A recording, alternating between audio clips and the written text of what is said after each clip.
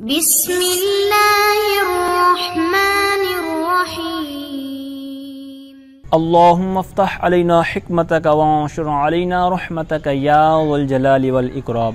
تو جی ناظرین، الحمدللہ عز وجل ہدایت النحو کتاب ہماری جاری الساری ہے، اور آج ہم اس کا سبق نمبر 45 المضمر یعنی اسم ضمیر کے بارے میں فصل انشاءاللہ عز وجل پڑھیں گے۔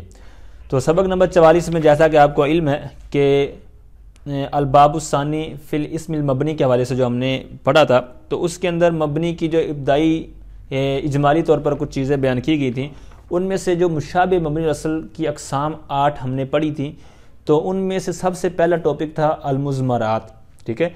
تو آج جو پوری فصل ہوگی وہ مضمر جس طرح کہ آپ کے سامنے ہے، تو یہ اسی موضوع پر ہوگی۔ اس کے اندر کافی حد تک جو اجمالی اور اہم چیزیں ہیں جو ضمیر کے حوالے سے ایک طالب علم کو معلوم ہونی چاہیے، یہاں پر کافی اچھے انداز میں بیان کی گئی ہیں۔ اسی طرح جو محشی نے حاشیہ لگایا ہے بہت زبردست کمال کا ہے۔ آج انشاءاللہ سبق پڑھیں گے، جیسا کہ آپ نے پہلے بھی بارہا اسباق کے اندر غور کیا ہوگا، جو ہم نیچے سے حاشیہ بیان کرتے ہیں تو کافی حد تک سبق کو آسان بلکہ اچھا، دلچسپ اور معلوماتی بنا دیتا ہے۔ تو آج کا سبق بھی جو انشاءاللہ متن جو اوپر صاحب کتاب کا ہے، تو اس کے اوپر جو حاشیہ نیچے ذکر کیا گیا ہے، تو انشاءاللہ جیسا کہتے ہیں نا 12 چاند لگ جانا، تو انشاءاللہ سبق کو مدینے کے 12 چاند لگ جائیں گے۔ تو اب ان 8 اقسام میں سے پہلا جو ٹاپک ہے، تو اچھا پھر وہاں پر یہ بھی میں نے عرض کیا تھا کہ وہاں پر مشابہ مبنی الاصل جو نام تھا، اس کا انہوں نے وہاں پر ایک نام بھی بیان کیا تھا کہ یہ مناسبت مؤثرہ، یعنی کسی نہ کسی طرح مناسبت ہوتی ہے۔ تو اس وجہ سے ان کو پھر وہاں پر آپ نے ڈیٹیل بھی پڑھی تھی کہ مشابہت کی 3 طرح کی قسمیں تو متن کے اندر موجود تھیں، یعنی افتقاری یعنی اشبہ الافتقاری یعنی محتاجی والا معنی، یا اشبہ الوضعی یا وضعی طور پر اس کے ساتھ مشابہت ہوتی ہے، یا اشبہ المعنوی، ٹھیک ہے۔ تینوں کی قسمیں وہاں پر ہو چکی تھی، ٹھیک ہے۔ جس طرح اسماء اشارہ وغیرہ، پھر اسی طرح 3 حروف سے کم والی یہ وضعی میں آئے گی، اسی طرح معنوی طور پر وہ احد اشارہ وغیرہ والی جو صورتیں آپ نے سماعت کی ہیں، یہ 3 تو متن کے اندر تھی، بقیہ 7 جو میں نے آپ کے سامنے رکھی تھی کہ حاشیہ میں موجود ہیں، تو وہ یقیناً آپ نے وہاں سے دیکھی ہوں گی۔ تو اب ان میں سے یہاں پر کون سی محتاجی یعنی مناسبت پائی جا رہی ہے یعنی اس میں ضمیر کے اندر، تو اس کا جواب انہوں نے حاشیہ میں دیا ہوا، حاشیہ نمبر 3 کے اندر۔ تو اب پہلی بات یہ ہے کہ اس کو مقدم کیوں کیا، یعنی مضمرات، اسماء اشارہ وغیرہ یہ 8 چیزیں تھیں، تو ان میں سے مضمرات کو مقدم کرنے کی کیا وجہ ہے؟ تو مقدم کرنے کی وجہ انہوں نے یہ بھی نیچے بیان کی ہے، اور جو پہلے میں نے بات کی اس کا بھی جواب نیچے موجود ہے۔ تو مقدم کرنے کی وجہ یہ ہے کہ کہتے ہیں کہ معرفہ اور بھی دیگر چیزیں ہیں، لیکن یہ جو معرفہ ہے نا ضمیر، یہ ایسی معرفہ ہے، کہتے ہیں لأنہا اعرف المعارف، یعنی یہ جتنے بھی معارف ہیں، جتنے بھی معرفہ ہیں، ان میں سے سب سے زیادہ کیا ہے، یہ معرفہ ہے، اور اس کے اندر کوئی اختلاف بھی نہیں ہے، کیونکہ بعض اوقات کسی کے معرفہ نکرہ ہونے میں اختلاف ہو جاتا ہے یا کوئی اور صورت پیدا ہو جاتی ہے، لیکن اس کے اندر کوئی نزاع نہیں ہے، یہ اتفاقی بات ہے۔ اس لیے جو صحیح سالم ہے، جس کے اندر کوئی لڑائی جھگڑا ہی نہیں ہے، تو اس کو انہوں نے پہلے مقدم بیان کر دیا، اس کی گویا کہ شان ہے کہ اس کے اندر بھائی کوئی اختلاف نہیں ہے، اتفاقی بات ہے۔ اور دوسری بات کہ اس کے اندر وہ 3 جو مناسبتیں تھیں یا 7 کر لیں، ان میں سے یہاں پر کون سی ہے، تو اس کا بھی انہوں نے آگے بیان کیا، کہتے ہیں یہ جس طرح حروف ہوتے ہیں، تو یہاں پر کہتے ہیں المشابہۃ بالحرف، یعنی جس طرح حروف محتاج ہوتے ہیں، تو یہاں پر یہ اس کے اندر بھی محتاجی ہوتی ہے۔ اب جس طرح کہ آپ کے سامنے ہے کہ اب ضمیر اگر غائب کی ہے تو پیچھے کسی کی طرف لوٹانی ہے تو اس کا مرجع ہونا چاہیے، اگر مخاطب کی ہے یا متکلم کی ہے، جس طرح کی یہ بھی چیز بات نیچے موجود ہے، یعنی اگر مخاطب کی ہے یا متکلم کی ہے تو وہاں پر اس کا موجود ہونا ضروری ہے، یعنی میرے سامنے ایک بندہ بیٹھا ہوا ہے، تو میں اس کو اگر اس سے بات کروں گا تو وہ میرے سامنے اس کا ہونا ضروری ہے، وگرنہ اگر میں ایسے ہی گفتگو خطاب کے حساب سے کرتا رہوں، میرے سامنے کوئی ہو ہی نہ، تو میں تو بیوقوف کہلاؤں گا۔ یا اسی طرح متکلم ہے، تو 2 بندے ہیں، تو ایک متکلم جو متکلم کی ضمیر لٹا رہا ہے اپنی طرف، تو اس کا بھی ہونا ضروری ہے، ٹھیک ہے۔ تو مخاطب ہو یا متکلم ہو تو ان کا موجود ہونا ضروری ہے، اگر غائب ہو تو اس کا مرجع ہونا ذکر ہے، ٹھیک ہے، اس کا پہلے ذکر ہونا ضروری ہے، تو لہٰذا یہ محتاجگی ہے، ٹھیک ہے۔ تو اس وجہ سے یہاں پر انہوں نے اس کا بیان کر دیا کہ یہاں پر اس کی مشابہت کیا ہے۔ تو یہ تو تھی کچھ ابتدائی باتیں، تو آئیے آگے سبق کی طرف بڑھتے ہیں۔ سبق کا انداز آپ کو پتہ ہے کہ پہلے لفظ ترجمہ کرنے یعنی لفظی ترجمہ کرنے کی کوشش کی جاتی ہے، پھر اس کا با محاورہ، پھر اس کے بعد اس کی وضاحت۔ تو فرماتے ہیں المزمر اسم وضع لیدل علی متکلم او مخاطب او غائب تقدم ذکرہ لفظا او معنی او حکما۔ فرماتے ہیں کہ مزمر، اب مزمر یہ باب فاعل سے اس میں مفعول کا صیغہ ہے المکرم کے وزن پر، جس طرح ہوتا ہے نا اکرم یکرم اکرام، اسی طرح ازمر یزمر ازمار، ازمار قبل الذکر آپ نے لفظ سنا ہوگا، تو یہاں پر ازمار جو ہے یہ اسی کا مصدر ہے، ازمار مزمر، ٹھیک ہے، تو اسی سے یہ معنی ہے اس کا جس کو پوشیدہ کیا گیا ہو، ٹھیک ہے۔ تو یہ ضمیر بھی چونکہ پوشیدہ ہوتی ہے، جس طرح ایک صیغہ لے لیں دارابہ، اس کے اندر بھی یضربو، اس کے اندر بھی ضمیر ہوتی ہے یعنی پوشیدہ ہوتی ہے، تو اس وجہ سے یہاں پر اس کے اندر گویا کہ معنی پایا گیا جس کو پوشیدہ کیا گیا ہو، تو ضمیر بھی پوشیدہ ہوتی ہے۔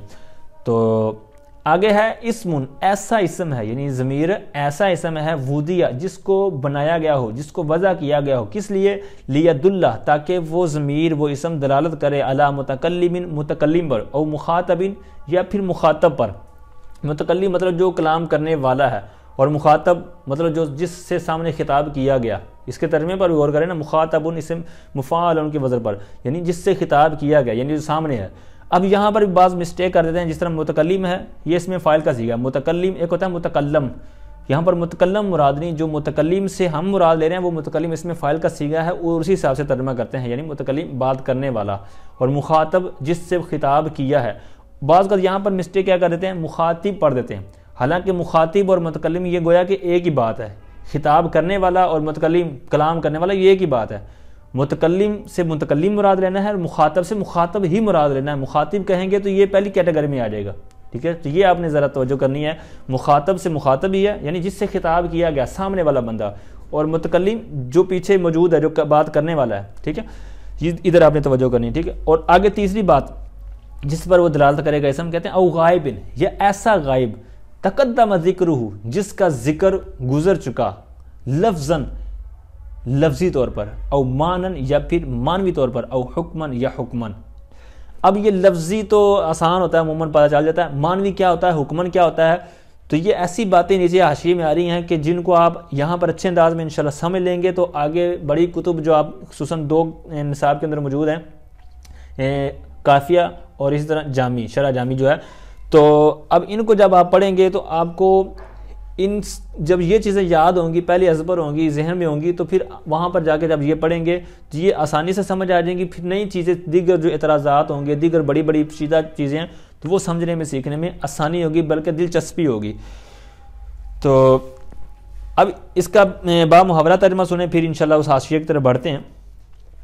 کہتے ہیں کہ مزمر یعنی اس میں ضمیر ایسا اسم ہے جس کو وضع کیا گیا ہو تاکہ وہ متکلم، مخاطب یا ایسے غائب پر دلالت کرے جس کا ذکر گزر چکا ہو، لفظاً، مانن یا حکمن۔ اچھا، اب اس کے آئیں لفظاً سے کیا مراد ہے؟ فرماتے ہیں کہ لفظی طور پر ہے نا، لفظی طور پر سمپل آپ کو پتا ہے کہ جس کا لفظ یعنی ایک عبارت ہے، تو لفظی طور پر عبارت ہمیں سامنے نظر آ رہی ہے، وہ جملہ، وہ لفظ کہ جس طرف یہ ضمیر لوٹ رہی ہے۔ جیسے مثال دیکھیں، اب اس کی 2 صورتیں ہیں، لفظی طور پر ضمیر پیچھے جو مرجع ہوگا نا، یا تو تحقیقی طور پر ہوگا، ٹھیک ہے، ایک نام ہے، ایک اپنے اصطلاح یاد رکھنی ہے، تحقیقی اور تقدیری۔ تحقیقی طور پر کیسے ہوگا؟ جیسے ضرب زید غلامہ، اب یہاں پر زید فاعل ہے، ترجمہ پہلے اس کا سماعت کریں، زید نے اپنے غلام کو مارا۔ اب آپ کو ابتدائی بات پتہ ہی ہے کہ پہلے فعل ہوتا ہے، پھر فاعل کا درجہ ہے، پھر جو فضلات ہوتے ہیں یعنی مفعول، تو مفعول بھی جو جس طرح یہاں پر آ رہا ہے، تو اب یہ ایک ترتیب ہے، اس کو انہوں نے تحقیق سے تعبیر کیا، یعنی تحقیقی طور پر واضح بات ہے کہ پہلے فعل ہوگا، پھر فاعل ہوگا، اور پھر آگے مفعول بھی یا وغیرہ۔ تو اب یہاں پر جو فاعل ہے، اس نے مارا ہے اپنے غلام کو، تو اب مارنے والا ہے زید فاعل، اور زید کی طرف لوٹنے والی یہ ضمیر غلامہ کے ساتھ جو ہا ضمیر اٹیچ ہے، ٹھیک ہے، تو اب یہ ضمیر جو اٹیچ ہے یہ لوٹ رہی ہے زید کی طرف، یہ ہے فاعل، ٹھیک ہے، تو اب یہ لفظاً ہمیں موجود ہے ہمارے سامنے، اور یہ زید فائل جو بن رہا ہے اور اپنی فائل والی جگہ پر ہی ہے، ایسا نہیں ہے کہ یہ کوئی آگے پیچھے ہے جس طرح کہ آگے مثال آ رہی ہے. تو اب یہ تحقیقی طور پر ہمیں واضح پتہ چلا کہ یہ تحقیقی طور پر جس کی طرف ضمیر لوٹ رہی ہے وہ لفظی طور پر موجود ہے ہی، لیکن تحقیقی طور پر بھی ہے.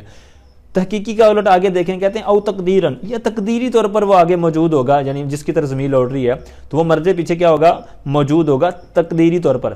جیسے اسی مثال کو تھوڑا سا ہم نے فائل کو بعد میں لے جانا، کہتے ہیں ضرب غلامہ زید،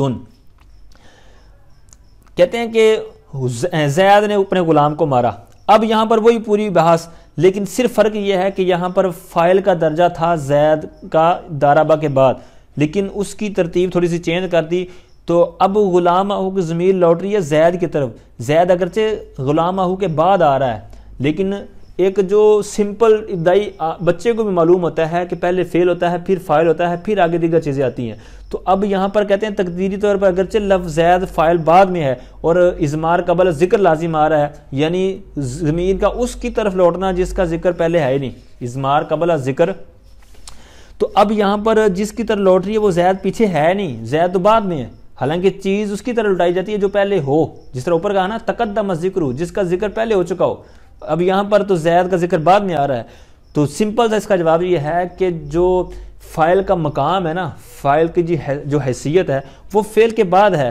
اگرچہ یہاں پر بعد میں آ رہا ہے غلامہ مفعول بھی کے بعد زید آ رہا ہے، تو لیکن چونکہ اس کا درجہ ضربہ کے بعد ہی ہے تو یہاں پر خرابی لازم نہیں آئے گی. یہاں پر کوئی اس طرح کی چینجنگ، کوئی اس کے اوپر اشکالات لازم نہیں آ سکتے، کیونکہ فاعل ایک مقصودی بات ہوتی ہے.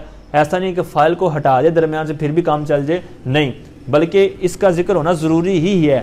ٹھیک ہے، مفعولات وغیرہ جو ہوتے ہیں مفاعل، تو ان کی آپ آگے بحث کریں گے، بحث اس کے اوپر پڑھیں گے. پھر اسی طرح جو اضمار قبل ذکر کے اوپر جو کی جاتی ہے، خلاصتاً آپ نے یہاں پر یہی یاد رکھنا ہے کہ فاعل کا درجہ جو ہے وہ فعل کے بعد ہوتا ہے.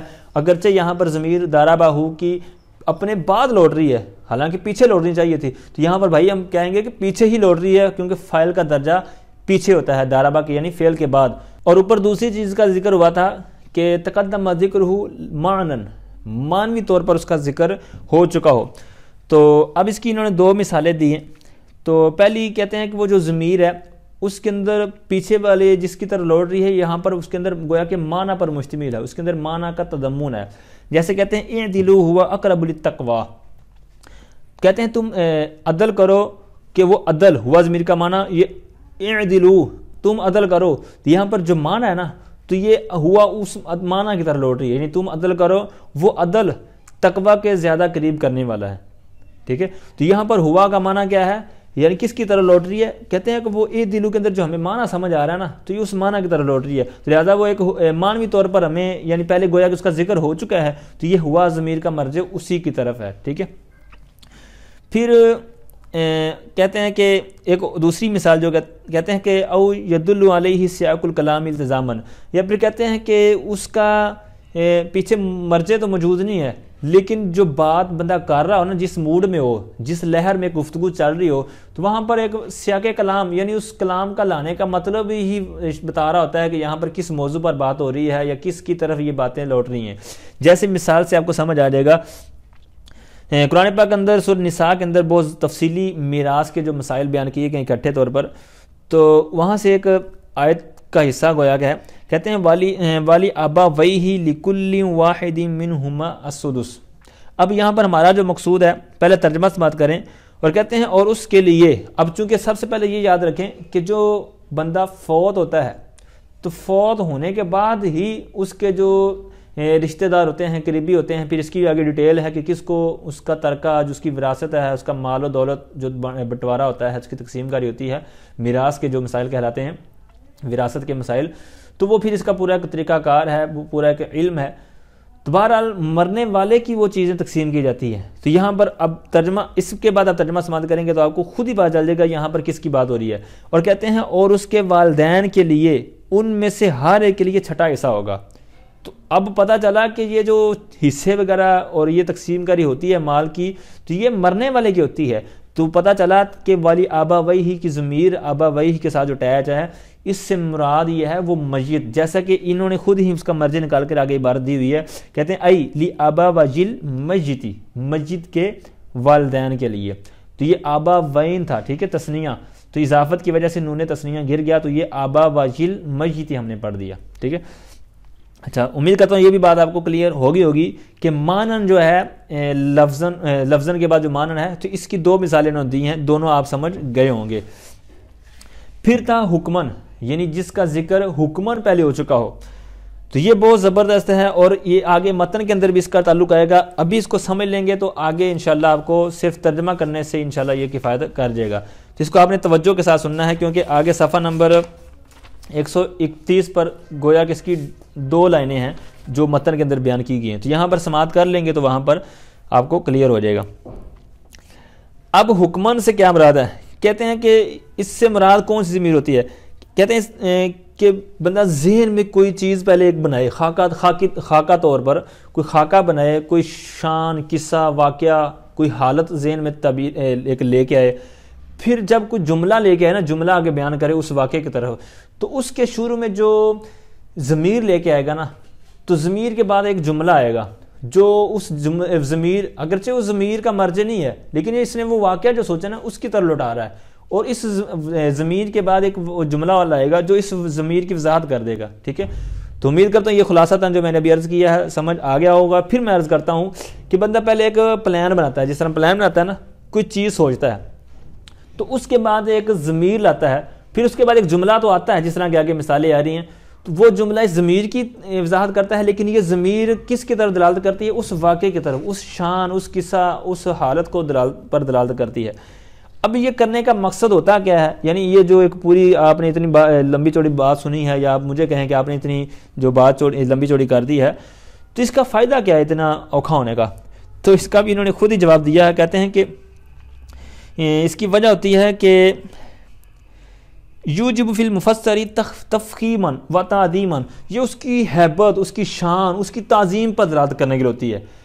تو اب جو پیچھے ہم نے واقعہ سوچا ہے، جس طرح میں نے پہلے کہا نا کہ جو بندہ ایک خیال کرتا ہے، ایک پلان بناتا ہے، ایک قصہ یا ایک واقعہ، تو اب وہ اگر ضمیر اس کی طرف مذکر کی لٹانی ہے تو پھر اس کو ضمیر شان کہہ دیں گے، اور اگر وہ مؤنث کی ہے تو اس کو ضمیر قصہ کہہ دیں گے۔ اب اس کو یاد رکھنے کے لیے آپ ذہن میں رکھ لیں کہ اگر مذکر کے لیے ہے تو شان، مؤنث کے لیے ہوگی تو قصہ، کیونکہ قصہ کے آخر میں گول تا ہوتی ہے۔ اس کی مثالیں آگے سنیں، اور یہ بھی یاد رکھیں کہ یہ ضمیر شان اور ضمیر جو قصہ ہوتی ہیں، یہی عمومی طور پر اور اکثر طور پر یوں کہہ لیں کہ یہ حکمی والی جو مثال ہے نا، حکمن مرجع والی، یہ عموماً یہی ہوتی ہیں، یہ جو ضمیر شان اور ضمیر قصہ والی۔ اب جیسا کہ دیکھیں، قل هو اللہ احد، یہ اصل میں جملہ ہے ہوا، اب اس کا قل هو اللہ احد، اس کے اندر ہوا ضمیر کا پیچھے کوئی مرجع نہیں ہے، لیکن یہ بندہ جب بیٹھا بیٹھا سوچتا ہے یعنی اللہ تعالیٰ کی ذات کے بارے میں کہ اللہ کے اوصاف کیا ہیں، اللہ کی شان کیا ہے، تو یہ بندے نے تھوڑا سا سوچا تو پھر اس کی طرف ضمیر اٹھائی، اس جو اس نے سوچا نا، تھوڑا سا خاکہ بنایا، تھوڑی سوچ غور و فکر کیا، ایک شان، ٹھیک ہے، تو اب اس واقعے کی طرف یا اس کی جو سوچ، یہ ذہن میں اس نے کلام میں ترتیب دیا، تو اب اس کی طرف لٹائے گا هو اللہ احد، تو اب یہ اس ہوا ضمیر اس کی طرف، ٹھیک ہے۔ تو اسی طرح وہ متن کے اندر جو آگے مثال انہوں نے دی ہے دوسری مؤنث کی، یہ تو ہم اس کو کہیں گے نا ضمیر شان، اور ضمیر قصہ کی مثال انہوں نے دی ہے انہا زینب قائمۃ۔ اب انہوں نے پہلے کسی عورت کے بارے میں، زینب کے بارے میں کوئی چیز سوچی، تو پھر انہوں نے آگے اس کی انہا کی ضمیر لا کر اس قصے کی طرف جو اس نے سوچا ہوا تھا، تو اس کی طرف یہ ضمیر لائی، پھر اس ضمیر کی اس نے وضاحت کر دی زینب قائمۃ۔ اسی طرح ہوا جو قل هو اللہ احد میں ہوا ضمیر تھی، تو اس کا مرجع تو وہ واقعہ ہو گیا نا جو اس نے سوچا تھا، جو پلان ایک بنایا تھا، ایک خاکہ ذہن میں بنایا تھا، تو اس کی وضاحت آگے والے جملے نے کی اللہ احد، ٹھیک ہے۔ جس طرح میں نے پہلے عرض کیا تھا نا کہ ضمیر شان اور ضمیر قصہ ہوئی کہ پہلے ایک خیال بنایا جائے کوئی چیز، اس کے بعد ایک جب جملہ لے کے آتا ہے نا، تو اس جملے سے پہلے ایک ضمیر ہوتی ہے، اور وہ جو جملہ ہوتا ہے اس ضمیر کی وضاحت کرتا ہے، ٹھیک ہے۔ تو یہ تھوڑی سی کہتے ہیں نئی بات ہی اور بریک بات ہی، ہو سکتا ہے آپ کو سمجھ آ گئی ہو، تو یقیناً آنی بھی چاہیے۔ تو اس کی پھر 2 صورتیں ہیں جو آپ نے ذہن میں رکھنی ہیں، ضمیر شان اور ضمیر قصہ، دونوں کی مثالیں میں نے عرض کر دی ہیں، یہی چیز آگے متن میں بھی آ رہی ہے، اور یہی چیز جو ہے حکمن طور پر میں نے عرض کر دی، حکمن کے تحت۔ تو یہ بھی آپ نے یاد رکھنا ہے کہ یہ ضمیر شان اور ضمیر قصہ ہی عموماً یہ جو لفظاً مانن حکمن والی صورت میں سے صرف حکمن جو ہے یہ عموماً یہی پائی جاتی ہے جو ضمیر شان قصہ والی. اب یہاں تک ہماری ابھی تک ایک چیز کلیئر ہوئی ہے اس ضمیر کی تعریف لفظی اور لغوی معنی وغیرہ ہم نے اس پر. اچھا آگے آئیں اس کی اقسام. ضمیر کی دو قسمیں ہیں. کہتے ہیں وہو اعلیٰ قسمینی. وہو کا مرجع وہی یعنی المزمر، یعنی ضمیر دو قسموں پر ہے، یا یوں ترجمہ کر لیں ضمیر کی دو قسمیں ہیں. ٹھیک ہے، وہو اعلیٰ قسمینی، اور وہ دو قسموں پر ہے، یعنی اس کی دو قسمیں ہیں. اب دو قسمیں ہی کیوں ہیں اس کا بھی جواب انہوں نے نیچے دیا ہوا ہے. کہتے ہیں کیونکہ کسی ضمیر کا تلفظ کرنے کے لیے یا تو کسی دوسرے کلمے کی ضرورت ہوگی یا نہیں ہوگی. ضرورت ہوگی تو متصل، نہیں ہوگی تو منفصل. ٹھیک ہے، یعنی متصل کسی کی ضرورت ہے، یعنی کسی کے ساتھ ملانے کی ضرورت ہے، جس طرح ضربت ہے. اب یہاں پر اس کے ساتھ ملانے کی ضرورت ہے، یا پھر نہیں ہے تو پھر وہ علیحدہ ہوگی، جس طرح کہ آگے اس کی ڈیٹیل آ رہی ہے. یہ وجہ سے کہتے ہیں کہ وہو اعلیٰ قسمین، یعنی تین پر مشتمل نہیں ہے یہ ضمیر، چار پر مشتمل نہیں ہے یا ایک ہی پر مشتمل نہیں ہے، بلکہ دو پر مشتمل ہے. کیوں ہے تو وہ میں نے عرض کر دیا. اب وہ دو قسمیں ہیں کون سی؟ پہلی کی وضاحت کرتے ہیں تعریف کے ساتھ. کہتے ہیں متصل، یعنی پہلی قسم اس میں بنے گی متصل، یعنی ضمیر متصل. اب متصل نیا لفظ ہے، اس کی پہلے کوئی بات وغیرہ ڈیٹیل نہیں ہوئی، تو یہاں پر یہ اسلوب ہے مصنف کا کہ جب کوئی چیز نہیں لے کے آتے ہیں تو اس کی تعریف بھی بیان کرتے ہیں، تاکہ آگے جب اس کی بات ہو تو وہ ذہن میں رہے کہ یہ اس سے کیا مراد ہے. تو متصل کا چونکہ آگے ذکر ہونا ہے بار بار، تو یہاں پر اس کی گویا کہ تعریف پہلے لے کے آ رہے ہیں. کہتے ہیں وَهُوَ مَا لَا يُسْتَعْمَلُ وَحْدَهُ. کہتے ہیں ضمیر متصل وہ ہے کہ جس کو اکیلا تنہا استعمال نہ کیا جاتا ہو، جو اکیلی استعمال نہ ہو، مستعمل نہ ہو. تو اب اس کی پھر آگے تین صورتیں ہیں، کیونکہ جس کے ساتھ وہ متصل ہوگی، اکیلی تو چونکہ اس میں استعمال ہونا نہیں ہے، جس عامل کے ساتھ متصل ہوگی تو وہ عامل یا تو رفع کا تقاضا کرے گا یا نصب کا یا جر ہونے. تو اب یہاں پر اگر وہ رفع والی صورت ہے تو مرفوع ہو جائے گی، ورنہ منصوب یا اس کے علاوہ جو مجرور والی صورت ہو جائے گی. تو یوں متصل کی تین صورتیں بنیں گی، مرفوع متصل، منصوب متصل، مجرور متصل. ٹھیک ہے، اب یہی انہوں نے خود بیان کیا. کہتے ہیں اما مرفوع نحو ضربت الی ضربنا. پھر اسی طرح آگے والی عبارت میں بعد میں پڑھوں گا، پہلے اس پر تھوڑی سی گفتگو کر لیتے ہیں. اب کہتے ہیں یا تو وہ مرفوع ہوگی، یا پھر کہتے ہیں جیسے اس کی مثال دی انہوں نے ضربت سے الی ضربنا، یعنی ضربت سے لے کر ضربنا تک جو ضمیریں ہیں. اچھا سب سے پہلے تو قاعدہ یاد رکھیں، اما اور اما یہ کہاں پر پڑھا جاتا ہے. یہ پہلے دو تین جگہوں پر شاید میں نے عرض کر دیا ہے، تو یہاں پر چونکہ استعمال ہے تو چلو حسب موقع چلو اس طرح بندے کو چیز یاد رہ جاتی ہے. تو اما جہاں پڑھا جائے گا نا وہاں پر اما تکرار کے ساتھ آتا ہے، یا پھر اس کے بعد او آتا ہے. تو یہاں پر اسی لائن کے اندر آپ دیکھ رہے ہوں گے آخر میں او آیا ہوا ہے. تو یہاں پر لہٰذا ہم اما نہیں پڑھیں گے، اما پڑھیں گے، کیونکہ آگے قاعدہ جو ہے اس کے مطابق او آ گیا ہے. ٹھیک ہے، اگر او نہ ہوتا تو یہ اس نے پھر ڈبل ہونا تھا، اما پھر اما آگے جا کر. ٹھیک ہے، اچھا یہ تو وہ سمپل قاعدہ یہاں پر جو میں نے عرض کرنا تھا. پھر ہے کہ مرفوع والی صورت. اچھا اب سب سے پہلے یاد رکھیں، آپ نے گردانیں ماشاءاللہ یاد کی ہوئی ہیں، یقیناً ثانیہ میں پہنچ چکے ہیں. تو گردان کے ہم نے 14 سیغے پڑھے ہیں، دارابا سے لے کر آخر تک دربنا. اب یہ جو پوری ترتیب ہے نا گردانیں ہم نے یاد کی ہیں، یہ ہم نے یاد کی ہیں اس کی صرفیوں کے نزدیک، چونکہ صرف کے ساتھ تعلق ہے اس کا. تو یہ صرفیوں کی جو ترتیب ہے نا اس کے مطابق ہم نے گردانیں پڑھی ہیں. مثال کے طور پر پہلے 3 سیغے جو آتے ہیں مذکر غائب کے، پھر مؤنث غائب کے، پھر مذکر حاضر کے خطاب کے سیغے، پھر اسی طرح مؤنث کے، پھر آخر میں متکلم کے آتے ہیں. اب جو نحوی حضرات ہیں نا یہ اس سے الٹ ہے، بالکل الٹ. اب یہ جو مثال آپ دیکھ رہے ہیں نحو سے ضربت الی ضربنا، یہ مثال سمجھانے کے لیے میں ساری بات کر رہا ہوں، کیونکہ یہاں پر ہو سکتا ہے آپ کے ذہن میں آیا ہو کہ یہ انہوں نے مثال دی ہے ضربت، یا ہو سکتا ہے کچھ اور اس کو پڑھتے ہوں، ضربت پڑھتے ہوں یا ضربتا پڑھتے ہوں یا جو بھی پڑھتے ہوں، لیکن اصل میں ہے ضربت سے ضربنا. اب یہ نحو کے اندر یہ مثال دینے کی کیا وجہ ہے؟ تو یہ مثال دینے کی وجہ وہی ہے جو میں نے ابھی ساری تمہید باندھی ہے نا، کہ صرفیوں کے نزدیک کچھ اور ہے، نحویوں کے نزدیک کچھ اور ہے. نحویوں کے نزدیک کیا ہے اس کا جواب انہوں نے نیچے بیان کیا ہوا ہے. کہتے ہیں وصورت و تصریفی ہاکذا، یعنی یہ جو تصریف کہتے ہیں گردان کو، یہ آپ نے نام پہلے بھی سنا ہوگا. تو کہتے ہیں جو گردان کی صورت ہوگی نا اس طرح ہوگی. اچھا ان کے نزدیک تو پتہ ہے نا آپ کو، جس طرح میں نے بھی عرض کیا کہ 14 سیغے ہیں کس کس طرح ہیں. اب نحویوں کے نزدیک اس طرح ہیں، یعنی پہلے آئیں گے متکلم کے سیغے، تو پھر آئیں گے خطاب کے. تو خطاب میں مذکر کے بھی ہیں، مونث کے بھی ہیں. تو چونکہ آپ کو پتہ ہے کہ مذکر اور مونث دو جو جنس ہیں، ان میں سے جو مذکر جنس ہے یہ عورت کی بنسبت اولا ہے، ٹھیک ہے، قوی ہے، اور اس کی بنسبت افضل کہہ لیں، ٹھیک ہے. تو اسی وجہ سے مذکر مونث پھر مذکر کو تو خطاب کی پہلے ہیں، چونکہ خطاب میں سے مذکر پھر مونث، پھر غائب کے سیغے تو اس میں مذکر پہلے پھر مونث، ٹھیک ہے. تو اب اس کو نیچے دیکھیں آپ گردان کو، دربتو دربنا، ٹھیک ہے، دربتا دربتما دربتم دربتی دربتما دربتنا، یہ سارے چلتے آ رہے ہیں.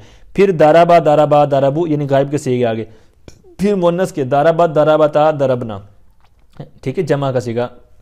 اب ادھر دیکھیں دربتو یہ ادھر آ گیا نحو سے، ٹھیک ہے، نحو دربتو. پھر آخری سیغہ جو تھا اس میں جو نیچے ان کی گردان ہے نحویوں کی وہ ہے دربنا، تو اوپر انہوں نے یہی کہا الا دربنا، ٹھیک ہے.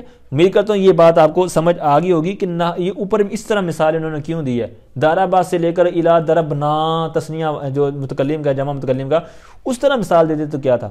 تو یہ وجہ ہے انہوں نے جو اپنے انداز میں مثال دی ہے. وگرنہ اگر ہم پیپر وغیرہ حل کرتے ہوئے یا آپس میں سناتے ہوئے کوئی اپنے انداز میں بھی بیان کر دیتا ہے غلط نہیں ہے، لیکن یہ ایک انداز ہے نحویوں کا، وہ اس صرفیوں کا جو ہم نے پہلے پڑھا ہوا ہے. لیکن یہ بھی آپ نے یاد رکھنا ہے کہ متن کے اندر اس طرح بیان کیا ہے تو کرنے کی وجہ کیا ہے وہ میں نے آپ کے سامنے رکھ دی ہے. تو یہ معروف کی گردان تھی اور اس کی جو ضمیریں وغیرہ آپ نے سماعت کی ہیں. اسی طرح مجہول بھی آپ اسی کے وہی انہوں نے خود کہا ہے وہ اعلیٰ حاضر قیاسی تصریف المجہول، یعنی مجہول کی گردان جو ہوگی وہ بھی اسی پر قیاس کرتے ہوئے بنائیں گے آپ. آگے ضمیر متصل کی دوسری صورت بیان کر رہے ہیں، او منصوب نحو ضربنی الی ضربہن و اننی الی انہن.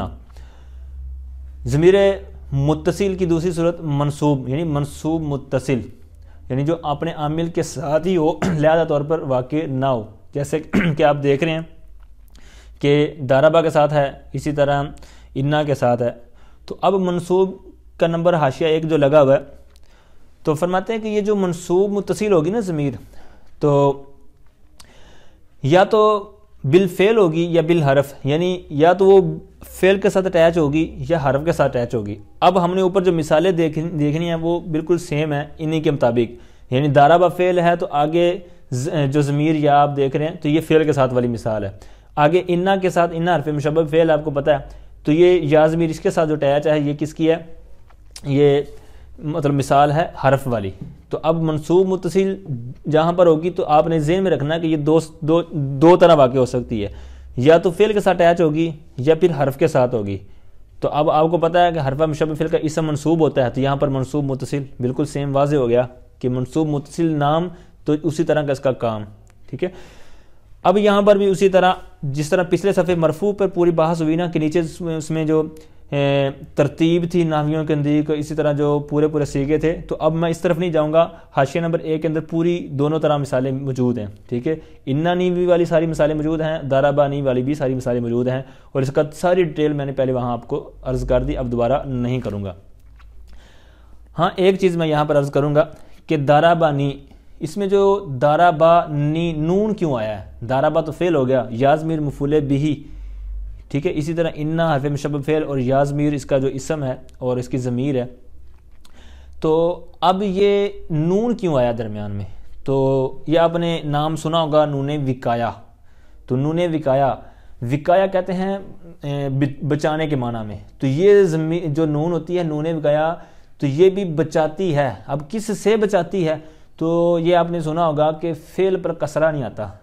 اب جس طرح دارابا ہے، پھر اس کی آگے آپ نے ڈیٹیل پڑھی ہوئی ہے، مراحل الاربعہ آپ شاید پڑھی ہے یا نہیں پڑھی، اب مجھے آپ کا نہیں علم، لیکن اب پڑھائی جاتی ہے. تو بہرحال اس کے اندر ڈیٹیل بیان کی جاتی ہے، جس طرح کہ آگے بھی مراحل الاربعہ کے حوالے سے میں بات کروں گا فذالک ستون ضمیرن پر. تو یہ ذہن میں رکھ لیں کہ جو مراحل الاربعہ ہے یہ صرف کا انسائکلوپیڈیا ہے، یعنی چھوٹی چھوٹی چیز کا وہاں پر آپ کو جواب دیا جاتا ہے. مثال کے طور پر دارابا سے لے کر دربنا تک یہ سیغے ہیں، تو سیغے ٹوٹل احتمال کتنے بنتے تھے گردان کے، پھر 14 کیوں رہ گئے، پھر اس کے اندر دیگر بحث ہے، پھر ضمیروں پر بھی بحث ہے، جس طرح کہ آگے میں عرض کرتا ہوں. تو اسی طرح یہ ساری چیزیں وہاں پر مبنی ہے، مورب ہے، کس مشابہ سے ہے. تو اگر آپ نے نہیں پڑھی تو ضرور اس کو دیکھیے گا. تو جیسے تیسے کر کے اس کو پڑھ لیں، چاہے اردو کی کتاب سے پڑھ لیں، ٹھیک ہے، سوالن جوابن بھی مل جاتے ہیں، تو ضرور علم ضرور حاصل کریں، کسی سے مطلب ڈرے نہ کہ یہ اردو کی کتاب ہے تو میں تو عربی سے پڑھوں گا، اگر عربی کی صلاحیت ہے تو عربی میں پڑھیں، ٹھیک ہے، لیکن اگر عربی سے دل اکتاتا ہے کسی نہ کسی سے پڑھیں ضرور، تاکہ علم کی جو شمع ہے وہ روشن ہی رہے، ٹھیک ہے۔ تو اب المختصر اس کا جواب یہ عرض کرتا ہوں کہ ضرب فعل ماضی، تو اب اس فعل ہے تو اس پر کسرہ نہیں آ سکتا، تو اب ضمیر بھی لے کے آنی تھی، تو اب اگر ضمیر لاتے تو اس پر فعل پر کسرہ آ جانا تھا، یعنی یہ ماضی مبنی ہے برفت، تو اب یہاں پر ضرب، یہاں پر ضربی ہو جانا تھا، ٹھیک ہے۔ تو اب کسرہ سے بچانے کے لیے فعل کو نون وقایہ لے آیا، تو اسی وجہ سے اس کو نون وقایہ بولتے ہیں کہ یہ بچاتی ہے نون فعل ماضی کو یا فعل کو کسرہ سے، تو یہ ضربانی۔ اسی طرح اور جگہ بجگہ آپ کو یہ مثالیں دیکھنے کو ملیں گی نون والی، ٹھیک ہے۔ تو یہ اننی، اسی طرح انی بھی پڑھ لیتے ہیں اس کو، تو اس کے اوپر بھی بحث آگے انشاءاللہ آپ جس طرح میں نے حوالہ دیا آپ ضرور اس کا مطالعہ کریں۔ تو آگے والی صورت پہ آئیں، او مجرور، یہ اس کا اسی پر عطف ہوگا جس طرح میں نے منصوب پڑھا نا، اسی طرح مجرور، مرفوع، منصوب اور مجرور۔ اچھا، تو اس کی مثالیں کہتے ہیں غلامی ولی، الا غلامہن ولہن۔ اب یہاں پر بھی انہوں نے دو طرح مثال دی ہے، جس طرح اوپر تھی نا فعل والی حرف والی، یہاں پر بھی انہوں نے دو طرح مثالیں دی ہیں، نیچے اس کا بھی جواب دیا، کہتے ہیں یہ مجرور جو ہوگی نا ضمیر، یہ متصل بالاسم او بالحرف، یعنی یہ بھی اسم کے ساتھ بھی متصل ہوگی اور حرف کے ساتھ بھی متصل ہوگی۔ اب جس طرح دیکھیں غلام یہ اسم ہے، کیونکہ اسم کی علامات میں آپ نے یہ بھی دیکھا نا کہ مضاف کا ہونا، یعنی غلامی، تو یہ ضمیر کی طرف مضاف ہو رہا ہے، ٹھیک ہے، تو اس وجہ سے یہاں پر تو یہ اسم کی مثال ہوگی، اور آگے حرف جار کی مثال ہے لی، ٹھیک ہے، لی لام لادہ ہے یا ضمیر لادہ ہے، اسی طرح غلامہن اور لاہن، ٹھیک ہے۔ تو یہ ساری ضمیریں آپ نے سماعت کر لی۔ یہ مجرور کی دو طرح کی آتی ہیں، اس کی بھی آپ نے پوری گردان دیکھنی ہو اور نحویوں کی ترتیب دیکھنی ہو تو یہاں پر حاشیے میں موجود ہے، ٹھیک ہے، تصریف الاول اور تصریف الثانی کے ساتھ آپ نیچے دیکھ سکتے ہیں۔ اب یہاں تک تین صورتیں ہیں متصل کی، متصل ضمیر کی تعریف آپ نے سماعت کی، اور پھر اس کی مرفوع ہونا، منصوب ہونا، مجرور ہونا یہ سنا، اور پھر اس کے تحت کچھ نہ کچھ جو باتیں میں نے عرض کی ہیں یہ آپ نے سماعت کی۔ اب آگے دوسری قسم، کہا تھا نا کہ دو قسمیں بنتی ہیں، دو ہی کیوں بنتی ہیں اس پر بات ہو چکی، دوسری قسم اب یہاں سے بیان کرتے ہیں، کہتے ہیں کہ وہ منفصل وہو ما یستعمل وحدہ اما مرفوع، یہاں سے میں الباز میں عرض کرتا ہوں۔ دوسری قسم کہتے ہیں ضمیر منفصل، اس کی تعریف کیا ہے، اس کا بالکل الٹ ہے۔ پیچھے والی کیا تھی متصل، کہ جو کسی کے ساتھ ملائے بغیر استعمال نہ ہو، لا یستعمل وحدہ، جو اکیلی استعمال نہ ہو، ٹھیک ہے۔ اب یہاں پر کیا ہے کہ ما یستعمل وحدہ، جو اکیلی استعمال ہو سکے، پیچھے تھا ما لا، یہاں پر ہے ما یستعمل، لا کا فرق ہے، تو جو اکیلی استعمال کی جا سکے اس کو منفصل کہتے ہیں، منفصل کہتے بھی جدا ہونے کو ہیں، تو یہاں پر یعنی جو جدا طور پر استعمال اس کا تلفظ ہو سکے، جو بولی جا سکے اور ذکر کیا جا سکے جس کا۔ تو یہ اب یہاں پر آگے اس کی دو صورتیں بیان کریں گے، اس کی مجرور والی صورت نہیں ہے، وہ بھی میں عرض کرتا ہوں کیوں نہیں ہوتی۔ تو اب یہاں پر ایک قاعدہ ترکیبی لحاظ سے یاد رکھیں، وحدہ جہاں پر بھی آپ دیکھیں یہ حال بنتا ہے، ٹھیک ہے، حال بنتا ہے، پھر آپ کہیں گے کہ حال تو نکرہ ہوتا ہے، معرفہ تو ہو نہیں سکتا، تو ہم کہیں گے کہ آپ کی بات ٹھیک ہے، وحدہ یہاں پر حال بن رہا ہے جو کہ ہم نے کہا، لیکن ہے بھی معرفہ، تو ہم کہیں گے کہ یہ منفردن کی طویل میں ہے، یعنی جہاں پر ہم ترکیب اس کی کریں گے نا کہ یہ حال بن رہا ہے، تو وہاں کہیں گے کہ منفردن کی طویل میں ہو کر حال، ٹھیک ہے، اور وہ چونکہ نکرہ ہے منفردن، تو اس طرح یہ ہم اس کی طویل کر کے اس کی ترکیب کریں گے، تو یہ آپ نے قاعدہ یاد رکھنا ہے۔ پچھلے صفحے پر بھی یہ استعمال ہوا، اب یہاں پر بھی یہ وحدہ استعمال ہوا۔ تو اب منفصل کی آپ نے تعریف سماعت کی اور ایک قاعدہ۔ اب آگے اس کی تین صورتیں چونکہ بننی چاہیے تھیں، مرفوع، منصوب، مجرور، تو اب مجرور کیوں نہیں آتی، مرفوع اور منصوب آتی ہے؟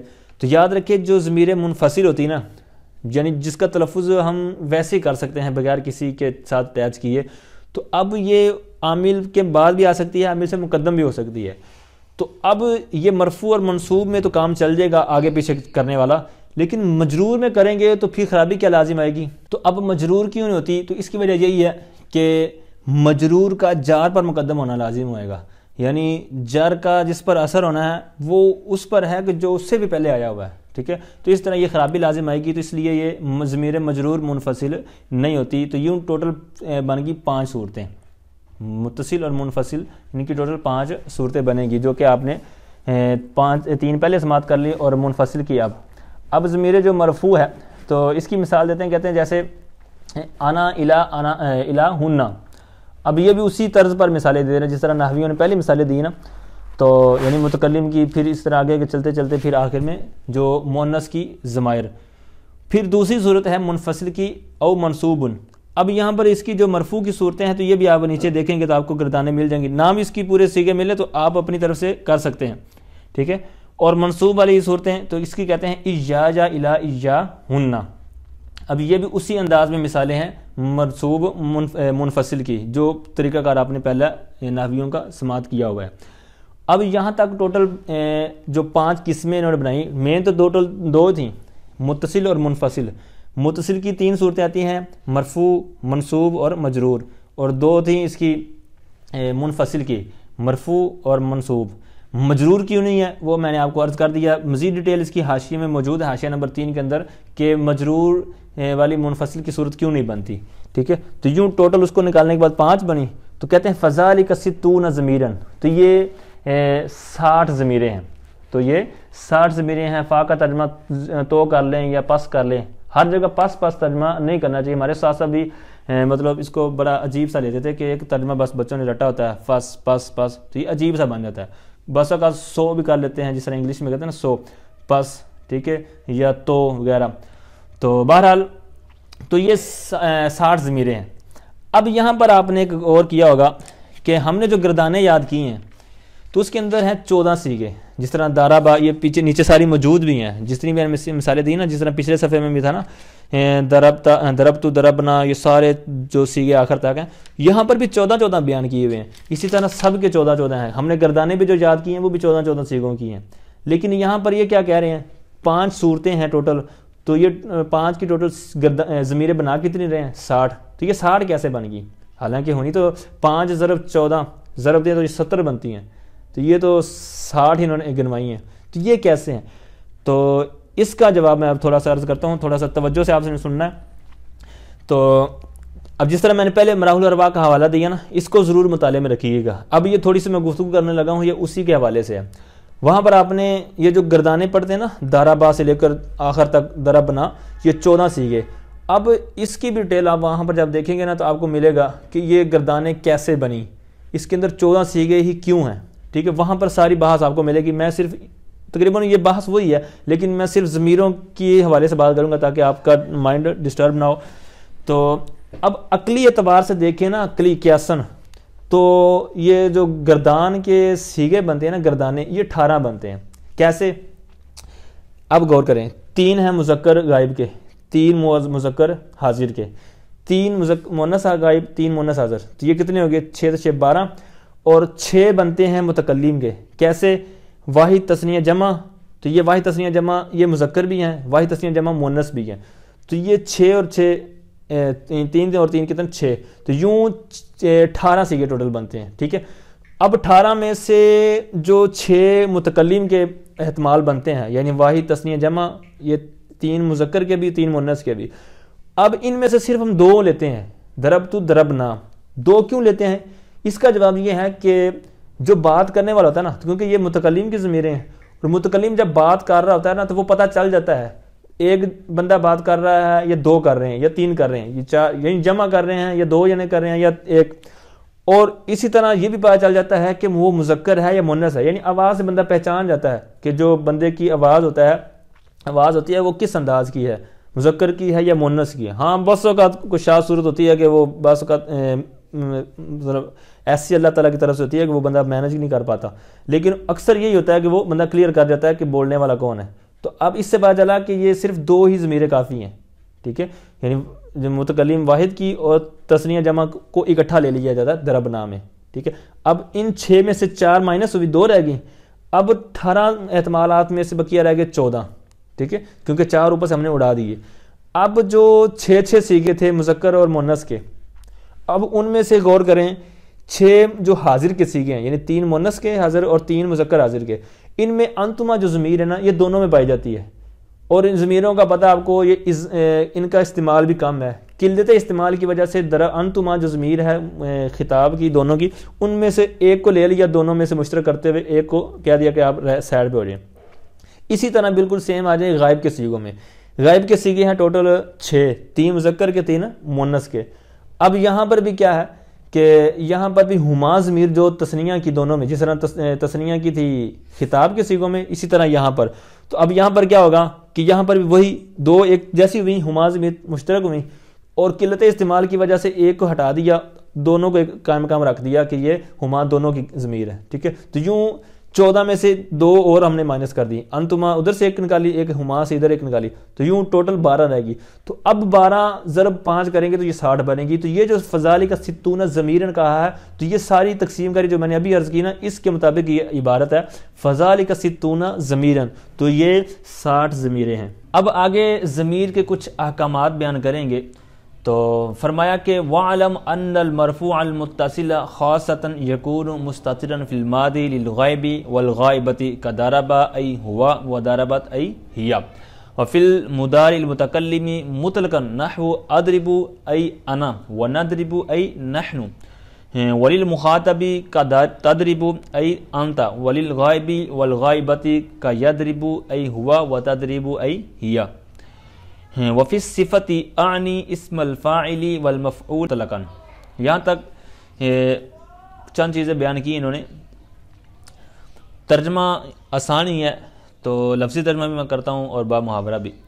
تو کہتے ہیں کہ اور تو جان لے کہ مرفوع متصل یعنی ضمیر مرفوع متصل خاصتاً یعنی خاص طور پر، خصوصی طور پر، خاص کر کے، کوئی بھی ترجمہ آپ کر سکتے اس میں سے، اور تو جان لے کہ ضمیر مرفوع متصل خاص طور پر مستتر ہوتی ہے، یعنی چھپی بھی ہوتی ہے، مستتر، ٹھیک ہے، چھپی بھی ہوتی ہے، جس کو چھپایا گیا ہو۔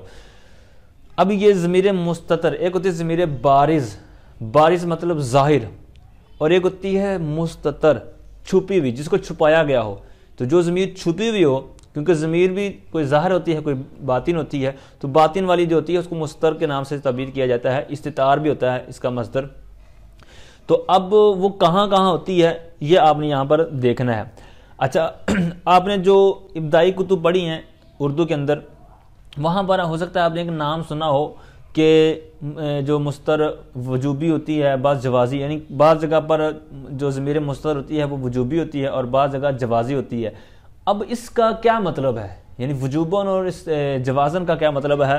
تو یہاں پر ان کو مینشن تو نہیں کیا انہوں نے آج کے ہمارے سبق میں کہ کہاں پر وجوبی ہوتی ہے، کہاں پر جوازی ہوتی ہے۔ یہاں پر سمپل چیزیں ہیں کہ یہ چیزیں مستتر ہوتی ہیں، یہ ضمیریں۔ اب صرف میں اس کی وضاحت کر دیتا ہوں کہ جو آپ نے پہلے پڑھی ہوئی ہے نا، تو جہاں پر وجوبی کا ذکر ہے نا، اس کا مطلب یہ ہے کہ وہ ضمیر ہمیشہ ہی ضمیر اندر ہی ہوگی، یعنی اس کے وہ صیغہ جو ہوگا تو اس کے باہر فاعل نہیں ہوگا، ہمیشہ ضمیر وجوبی ہوگی۔ وجوبی کا مطلب ہے کہ اس کا فاعل باہر نہیں آئے گا، ٹھیک ہے۔ جس طرح اضربو ہے تو اب اس کا اندر ہی ہوگا، آگے نہیں ہوگا۔ اب جس کے اندر جوازی کا ذکر کیا گیا ہے کہ ضمیر جوازی طور پر پوشیدہ ہوتی ہے، تو وہاں مطلب یہ ہے کہ فاعل سامنے نہ ہو تو اس کے اندر ہوگی، فاعل سامنے آ گیا ہے صیغے کے باہر تو اب ضمیر اندر نہیں ہوگی بلکہ وہ فاعل جو باہر ہے وہی اس کا فاعل مانا جائے گا، ٹھیک ہے۔ تو یہ ہے مطلب وجوبی اور جوازی کا، ٹھیک ہے۔ ایک دفعہ پھر وہاں سے دیکھ لیجئے گا۔ آئیے یہاں سبق کی طرف بڑھتے ہیں۔ تو بہرحال ماضی کا جو غائب کا صیغہ ہے اور غائبہ کا یعنی مؤنث اور مذکر، ان کے اندر جو ضمیر ہوتی ہے نا وہ مستتر ہوتی ہے خصوصی طور پر۔ جیسے کہتے ہیں کہ دارابا، اس کے اندر ہوا ضمیر، وہ دارابات، اور دارابات میں ای یعنی یہ تفسیریہ ہوتا ہے، ای تفسیریہ یعنی اس کی وضاحت کر دی انہوں نے کہ دارابا میں کیا ہے اور دارابات میں کیا ہے۔ تو دارابا مذکر کا ہے تو لہذا ہوا، اور مؤنث کا آگے ہے تو اس کے اندر ہیا، ٹھیک ہے۔ اچھا، اب یہ جو ضمیریں یاد رکھنی آپ نے جو مستتر والی، جس طرح میں نے ابھی عرض کیا نا، یہ اسی وقت ہے ضمیریں کہ جب ان کا فاعل سامنے نہ ہو۔ اگر فاعل سامنے آ گیا تو پھر تو اسی کو فاعل اس کا بنائیں گے، لیکن اگر فاعل نہیں ہے سامنے بلکہ سمپل یہ چیزیں ہیں جس طرح یہ دارابا، دارابات یا اضرب، نضرب وغیرہ، تو اس وقت ہم کہیں گے کہ اس کے اندر ضمیر ہے۔ مضارع کے اندر آتے ہیں، کہتے ہیں کہ فی المضارع المتکلم، مضارع متکلم کے اندر جو مطلقاً یعنی مطلقاً ہوگا، جیسے مرضی حالات بن جائیں. مطلقاً کا حاشیہ نمبر 3 میں آپ کچھ دیکھیں گے تو وہاں کچھ آپ کو معلومات مل جائیں گی کہ اس سے کیا مراد ہے. اب مطلقاً سے کیا مراد ہے تو اس کی نیچے انہوں نے کچھ وضاحت کی ہے. کہتے ہیں کہ متکلم خواہ واحد ہو، تثنیہ ہو، جمع ہو، مذکر ہو، مؤنث ہو، ٹھیک ہے، ان سب کے لیے یہ ایک ہی قاعدہ بیان کر دیا کہ وہاں پر کیا ہوگی، ضمیر مستر ہوگی. ٹھیک ہے، جس طرح میں نے پہلے عرض کیا نا کہ اس کے سیغے دو ہی کیوں ہیں، واحد متکلم، جمع متکلم. تو اسی طرح اب یہاں پر انہوں نے مطلقاً کہا ہے کہ وہ سب چیزوں کو شامل کر دیا کہ سب کے احکام ایک جیسے ہی ہیں. ٹھیک ہے، جو بھی ان میں سے ضمیر جس کے ساتھ تعلق رکھ رہی ہوگی لیکن وہ واحد تثنیہ، واحد یا جمع متکلم ہوگی تو اس کے اندر یہ مطلقاً ضمیر کیا ہوگی، مستر ہوگی. پھر آگے آ جائیں وللمخاطبی، اور مخاطب کے اندر، اور مخاطب کے لیے اس کے اندر کہتے ہیں کتادربو، یہ تدربو یعنی خطاب کا جو صیغہ ہے اس کے اندر انت وللغائبی والغائبتی، اور مضارع کے اندر ہی جو غائب اور غائبہ کا صیغہ ہے اس کے اندر یدربو اور تدربو میں یعنی ہوا اور ہیا. ٹھیک ہے، تو یہاں پر دو ضمیریں آ گئیں. آگے ہیں ماضی اور مضارع سے ہٹ کر بات کر رہے ہیں، کہتے ہیں وفی صفتی، اور صفت کے صیغے میں. اب صفت سے کے صیغے سے کیا مراد ہے، یہ آگے والا جو مطلقاً آ رہا ہے اس کے آگے میں بات کرتا ہوں. کہتے ہیں خود وضاحت کچھ نہ کچھ انہوں نے کی ہے. کہتے ہیں اعنی، میری مراد، یعنی میں مراد لیتا ہوں.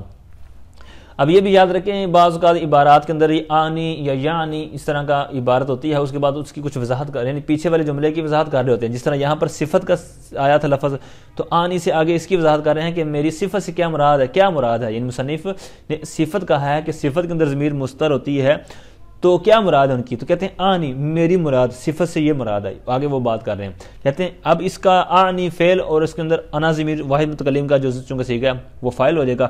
آگے میں چاہیے مفعول بھی، یہاں پر آگے یہ اسی وجہ سے ہم نے اس کا اعراب اسم الفاعل والمفعول، اور آگے اسی پر اس کا عطف ہوگا اسم ال پر، تو وغیرہما. ٹھیک ہے، اسی پر اس کا اعراب پڑھیں گے.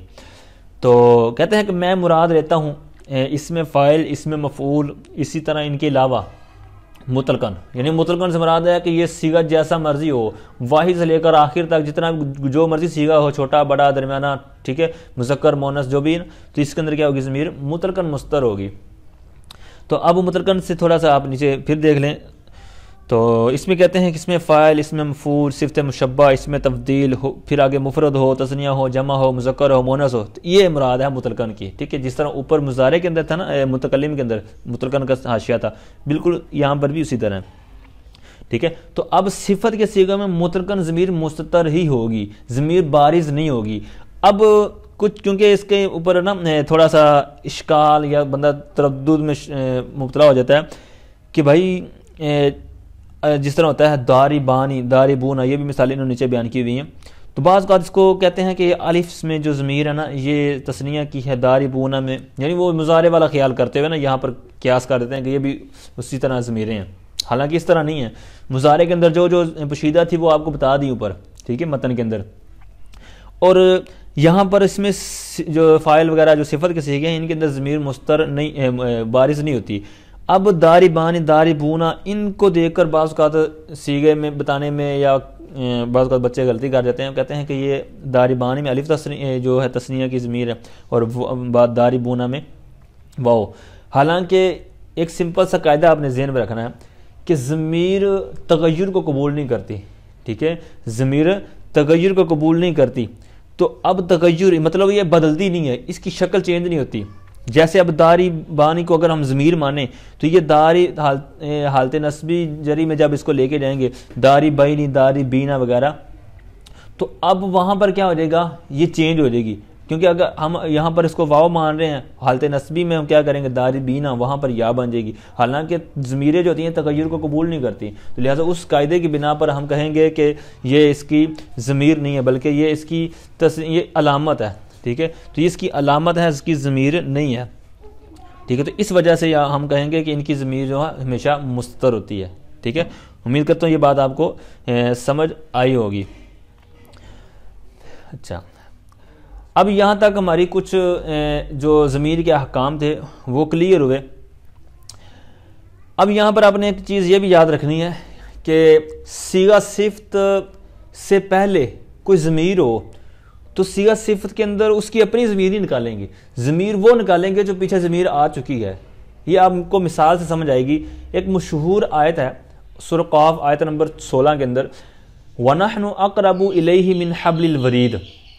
اب یہاں پر اقربو ہے، اس کے اندر ضمیر نکلنی چاہیے تھی ہوا، لیکن چونکہ اس کے پیچھے ہے نحنو، ٹھیک ہے، تو اب یہاں پر اقربو میں بھی نحنو ہی نکالیں گے، انا نہیں نکالیں گے کیونکہ نحنو نکالیں گے، ٹھیک ہے۔ اسی طرح پیچھے ایک سیگا عبارت ہم نے پڑھی تھی اعدلوا ہوا اقرب للتقوی، ٹھیک ہے، یہ بھی آیت ہم نے پیچھے صفحے پر پڑھی ہے، تو وہاں پر ہوا ضمیر تھی، ٹھیک ہے، تو اب یہاں پر بھی اسی انداز کے مطابق اس کی اقرب سے نکالیں گے۔ تو اب یہ آپ نے سمپل سا قاعدہ یاد رکھنا ہے کہ صفت کے صیغے سے پہلے جو ضمیر ہوگی نا، تو صفت کے اندر سے اس کی اپنی نہیں نکالیں گے بلکہ پیچھے والے کے حساب سے نکالیں گے، ٹھیک ہے۔ اچھا، آگے بہت زبردست ایک بات شروع ہو رہی ہے، بہت زبردست اور بہت جگہوں پر آپ کو فائدہ دے گی۔ کہتے ہیں کہ ولا يجوز استعمال المنفصل الا عند تعذر المتصل كإياك نعبد وما ضربك الا انا وانا زيد وما انت الا قائما۔ یہاں تک انہوں نے ایک چیز بیان کی ہے، اس کا ترجمہ سماعت کریں پھر میں عرض کرتا ہوں۔ کہتے ہیں کہ ولا یجوز، اور جائز نہیں ہے، استعمال المنفصل، منفصل یعنی ضمیر منفصل کا استعمال جائز نہیں ہے، ضمیر منفصل کو استعمال کرنا، اس کا یوز کرنا جائز نہیں ہے، مطلب مطلقاً جائز نہیں، مطلب کب جائز نہیں ہے، کہتے ہیں الا۔ اب ضمیر منفصل آپ کو پتہ ہے دو صورتیں ہم نے اس کے پیچھے بنائی تھی، مجرور منفصل تو ہوتی ہی نہیں ہے، تو منفصل کے ساتھ انہوں نے خود قید نہیں بیان کی کہ استعمال مرفوع کا جائز نہیں ہے یا منصوب کا جائز نہیں ہے، تو لہذا جب چیز مطلقاً ہو تو پھر مطلقاً سب چیزوں کو شامل ہوتی ہے۔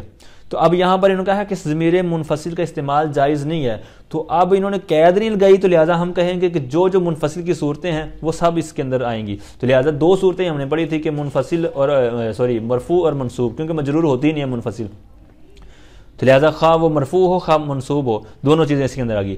اب اس کا استعمال جائز نہیں ہے، اب کب تک جائز نہیں ہے، کہتے ہیں الا، سوائے اس وقت، مگر یہ کہ عند تعذر المتصل، اس وقت کہ متصل کا استعمال متعذر ہو، مشکل ہو، مطلب اس کا استعمال نہ ہو سکتا ہو، اس وقت پھر ہم مجبوراً، پریشاناً اور تنگن، ٹھیک ہے، تو اس طرف آئیں گے۔